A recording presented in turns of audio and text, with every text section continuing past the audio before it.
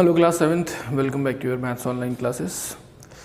Today we are going to start a new chapter, that is chapter number 16 Pythagoras theorem. Chapter number 20 जो हमने आपके syllabus में दिया था, that is perimeter and area, वो हमने सिलेबस से रिमूव कर दिया है because our exams are near, very near actually. So I think आपसे वो इतनी जल्दी हो नहीं पाएगा. So I am taking very small chapter जिसमें एक ही एक्सरसाइज है, और बेसिकली अगर आपको इसका आइडिया भी नहीं है तो आपको पेरीमीटर और एरिया में बहुत डिफ़िकल्टी होने वाली थी. तो पहले हम इस चैप्टर को कर लेते हैं और उसको हम अगर समय मिलता है तो करते हैं, वरना फ़िलहाल अभी सिलेबस के लिए सिलेबस से हटा दिया गया है. तो स्टार्ट करते हैं हम पाइथागोरस थ्योरम से होती क्या है.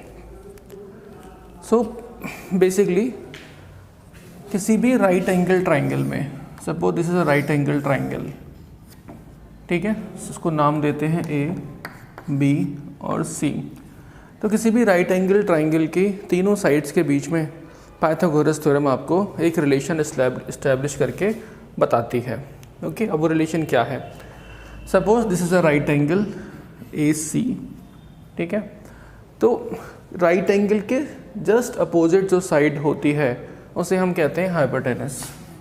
उसे हम शो करते हैं एच से, इसे हम कहते हैं हाइपोटेनस. आपको ये ध्यान रखना है कि राइट एंगल के अपोजिट वाली साइड, ठीक है, ट्राइंगल आपका कैसे भी बना हो, सपोज इस तरह बना है और दिस इज़ राइट एंगल, ठीक है, इसको मैं राइट एंगल शो कर रहा हूँ. तो राइट एंगल के अपोजिट वाली साइड, अब यहाँ पर ये हाइपोटेनस हो जाएगी. तो राइट एंगल के अपोजिट वाली साइड, इसको हम कहते हैं हाइपोटेनस, और ये इस ट्राइंगल में सबसे बड़ी साइड होती है, ठीक है. दिस इज़ कॉल्ड बेस, ठीक है, और इसको हम शो करते हैं बी से. This is base and this is perpendicular, इसको हम कहते हैं पी. ओके, तो राइट एंगल जिस पर बना है दैट इज़ परपेंडिकुलर, ये हो गया ट्राइंगल का बेस, और राइट एंगल के सामने वाली साइड ये कहलाती है हाइपोटेनस, ठीक है. तो पाइथागोरस थ्योरम के according hypotenuse square is equals to base square plus perpendicular square. Okay, A B square is equals to B C square plus A C square, ठीक है. ये इतनी छोटी सी थ्योरम है एक, और इसी के बेस पे आपको क्वेश्चंस करने हैं. बड़ा आसान सा चैप्टर है बट बहुत ही इंपॉर्टेंट थ्योरम है, लाइफ टाइम आपके काम आएगी, ठीक है.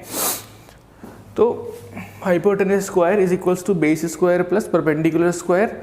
तो अगर आपसे किसी क्वेश्चन में बेस पूछा जाता है तो बेस स्क्वायर क्या हो जाएगा, hypotenuse square minus perpendicular square. और किसी क्वेश्चन में आपसे अगर परपेंडिकुलर पूछा जाता है तो perpendicular square is equals to hypotenuse square minus base square. बस आपको ध्यान में इतना रखना है कि जब भी आपको ट्राइंगल देखें तो आपको ये आइडेंटिफाई करना आना चाहिए कि which is hypotenuse, which is perpendicular and which is base, ठीक है. तो सबसे बड़ी साइड होगी और जो अपोजिट होगी किसके, राइट एंगल के, वही होगी आपकी हाइपोटेनस, और बाकी दोनों साइड आपकी एक बेस और एक परपेंडिकुलर, ठीक है. तो इसी फॉर्मूले पे आपको क्वेश्चंस करने हैं. क्वेश्चंस लेते हैं एक्सरसाइज से. एक्सरसाइज आपकी 16 थी है, और पहला क्वेश्चन कहता है triangle A B C is right angle at vertex A, ठीक है. ट्राइंगल है कोई ए बी सी. अब is right angle at vertex A, तो राइट एंगल जो है वो कहाँ पर है, वो ए पर है राइट एंगल, तो ए मुझे ये लेनी होगी, ठीक है. बाकी आप कोई कुछ भी ले सकते हैं, suppose this is A, this is B और दिस इज सी, कोई फर्क नहीं पड़ता, इसको बी ले जाएं उसको सी लें.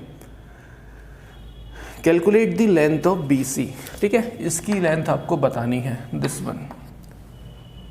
If A B is 18 centimetre, A B is 18 centimetre and A C is 24 centimetre, ठीक है. तो यहाँ से हमें पता है कि B C square is equals to C A square plus A B square. Okay, तो ए सी की वैल्यू कितनी है, 18 स्क्वायर प्लस ए सी की थी 24 और ए बी की 18 स्क्वायर. अब स्क्वायर का मतलब क्या होता है, multiply. 24 into 24 plus 18 into 18. Now what is the square of 24? I think it is 576, and square of 18 is 324. And now 6 plus 4 is 10, 8 plus 2 is 10, 5 plus 3 plus 8 plus 1 is 9. ठीक है, तो BC स्क्वायर की जो वैल्यू आई आपके पास वो आ गई 900, और हमें वैल्यू चाहिए BC की. ठीक है, तो BC क्या हो जाएगा? BC will be under root of 900. ठीक है, यहाँ से स्क्वायर जब हटेगा तो राइट में जो क्वांटिटी होगी उसका हमें अंडर रूट निकालना है. ठीक है, अब अंडर रूट आपके सिलेबस में अब तक आपने नहीं पढ़ा है, कैसे निकालते हैं वो आप 8th में पढ़ेंगे, बट फिर भी आपको करना क्या है मैं आपको बता देता हूँ शॉर्ट में. पहली बात तो आप पहला काम करें 1 to 30 आप सारे स्क्वायर और इसके स्क्वायर रूट याद कर लें. ठीक है, जिससे कि आपको बार बार निकालना ना पड़े. फिर भी आपके पास अगर कोई बड़ा नंबर आ जाता है तो सर आप कैसे करेंगे? एलसीएम लेना आपको आता है. ठीक है, हमें क्या करना है यहाँ पर इसके फैक्टराइजेशन करने हैं. ठीक है, प्राइम फैक्टर निकालने हैं इसके. 2 4 8, 2 5 10, 0, 2 2 4, 2 2 4, 2 5 10, 5 से डिवाइड होगा, 5 4 20, 5 5 25, 5 9 45, 3 3 9 और 3 1 3. तो इसके जो प्राइम फैक्टर आएंगे वो ये आए मेरे पास. ठीक है, 2 × 2, 3 × 3, 5 × 5. अब स्क्वायर रूट का मतलब क्या होता है? स्क्वायर क्या होता है भाई? किसी भी नंबर की 2 बार मल्टीप्लाई.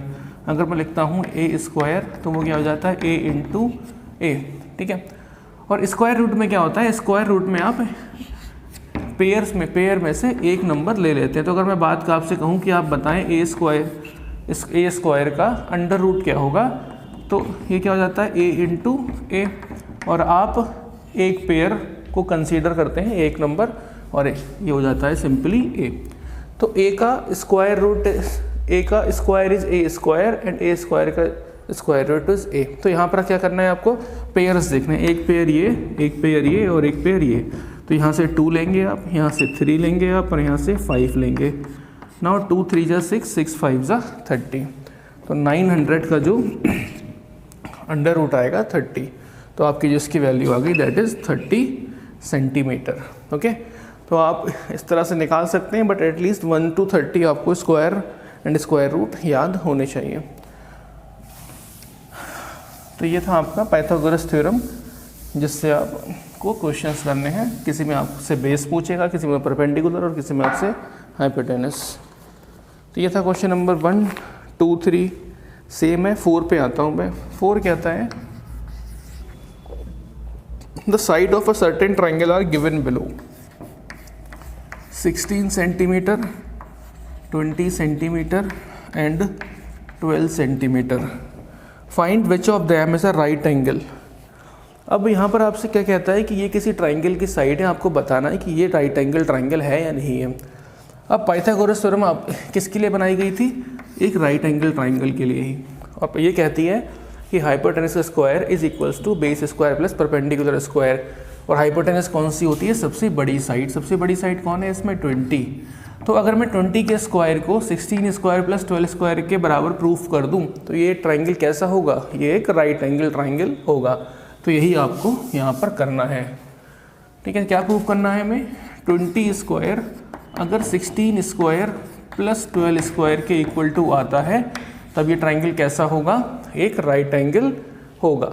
ठीक है, सो 20 स्क्वायर इज 400, 16 स्क्वायर इज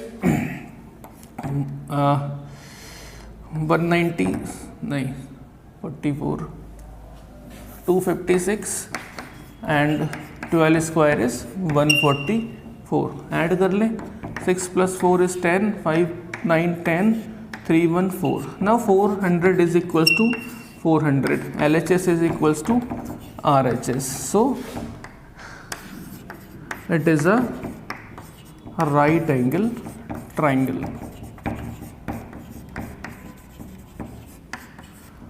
तो अगर आप सबसे बड़ी वाली साइड के स्क्वायर को बाकी दोनों साइड के स्क्वायर के सम के इक्वल प्रूव कर पाते हैं तो वो ट्राइंगल आपका एक राइट एंगल ट्राइंगल होगा. ठीक है, अब हम क्वेश्चन नंबर 6 देखते हैं, जिसमें एक फिगर गिवन है।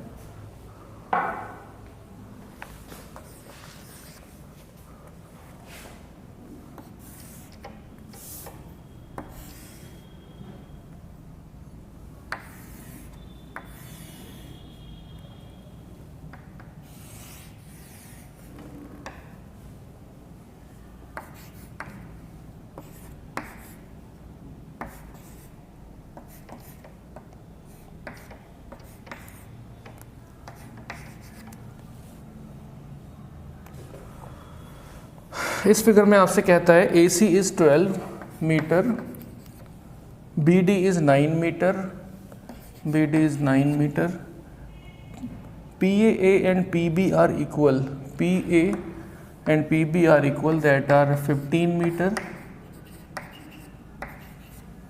Find CP, second PD and third CD.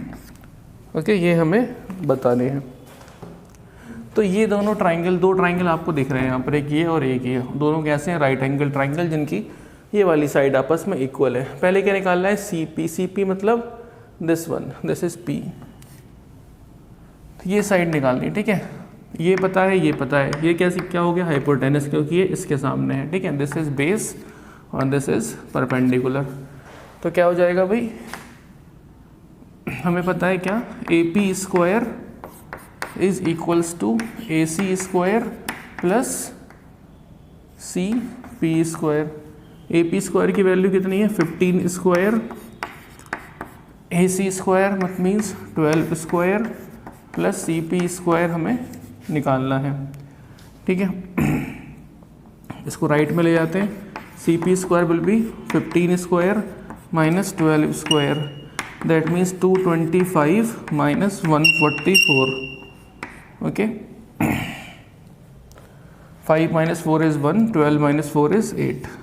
तो CP स्क्वायर की वैल्यू कितनी आ गई? 81। और हमें पता है कि 81 किसका अंडर रूट होता है? 81 9 का अंडर रूट होता है। तो CP is 9 metre, okay. In second part we need to tell PD। Again the same thing, PD square क्या हो जाएगा? PD square will be BP square minus BD square, ठीक है। इसका स्क्वायर माइनस ये स्क्वायर, यहाँ पर क्या हो जाएगा? 15 square minus 9 square means 225 minus 81, that means 144। किसकी वैल्यू? PD स्क्वायर की वैल्यू। तो PD क्या हो जाएगा? PD इज़ अंडर रूट 144, और 144 रूट होता है किसका? स्क्वायर रूट होता है 12 का। सो PD इज़ 12 मीटर। अब क्या पूछा है? CD। What is CD? CD मतलब यहाँ से लेके यहाँ तक, ये किसके बराबर होगी? ये प्लस ये, that means CP plus PD। और CP और PD हम निकाल चुके हैं, 9 and 12। 9 plus 12 that is 21 metre, ठीक है। तो इस तरह से पाइथागोरस थ्योरम लगा के हम किसी भी राइट एंगल ट्राइंगल के हाइपोटेनस, बेस और परपेंडिकुलर को कैलकुलेट कर सकते हैं, okay. So this is it for today. Try answer the question at home, and if you feel any problem, write in the question in the comment box. Till then, take care, bye bye.